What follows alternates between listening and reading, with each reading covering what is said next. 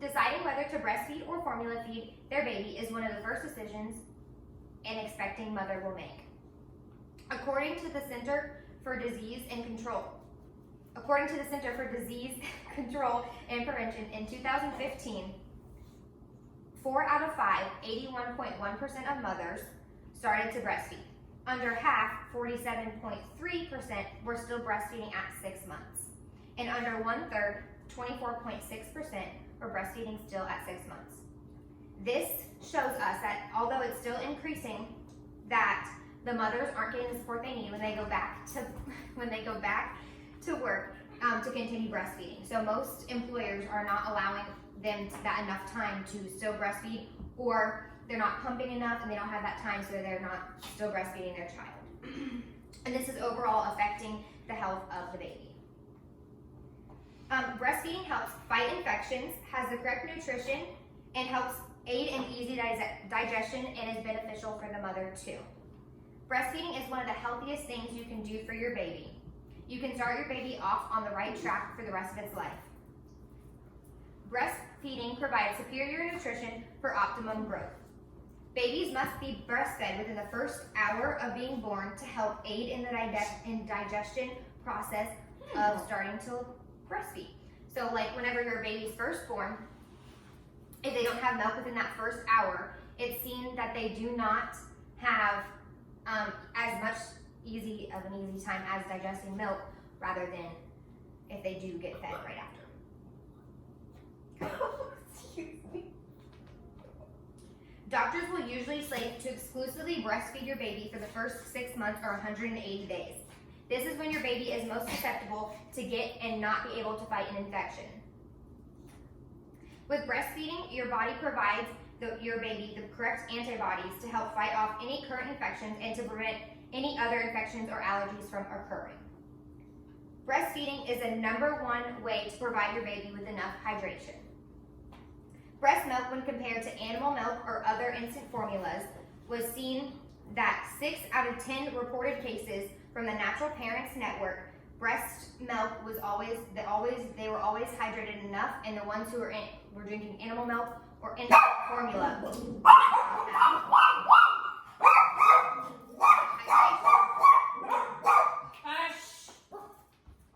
Breast milk may also help your child in their later years by reducing their risk of being overweight, developing asthma, diabetes, high cholesterol, and leukemia. Sunny. Breastfeeding may not fit into every mother's agenda or lifestyle, but it's important to at least try to provide your baby with the best possible outcome. Even if breastfeeding does not fit into your schedule, if you are able to pump and freeze or refrigerate your milk so that your baby is still getting the best possible nutrition, but in bottle form, you can keep the breast milk up to 6 months frozen, which is the recommended minimum amount of time that you should breastfeed your baby. The main nutrient in breast milk is called colostrum. It is rich in antibodies, white cells, purgative, growth factors, and vitamin A, which are all essential to the development of your baby. Colostrum helps prevent jaundice and helps increase digestion, allowing your baby to healthily digest breast milk instead of having diarrhea. Over 500,000 children still to this day die of diarrhea each year due to dehydration and disease, said Emily Head from Measuring What Matters. Not only is breastfeeding essential to the overall health of your baby, but it is also healthy for the mother too. Breastfeeding helps protect mothers from right after birth by helping reduce the risk of uterine bleeding. So right after birth, you of course are shedding your blood from the last few months, the last 9 months, but it helps to also bring your uterus back to normal position after you have had your baby. Breastfeeding, what?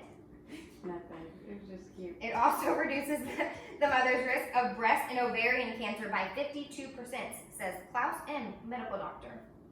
It also helps to delay what? Ask the question. Breastfeeding reduces Ovarian and breast cancer. How does it reduce ovarian? Breast cancer Does it make sure? Yeah, because it helps with your uterus and putting it back into place. Oh, and your body's like, oh, my baby. and I'm assuming all the hormones kind of help Okay. prevent that.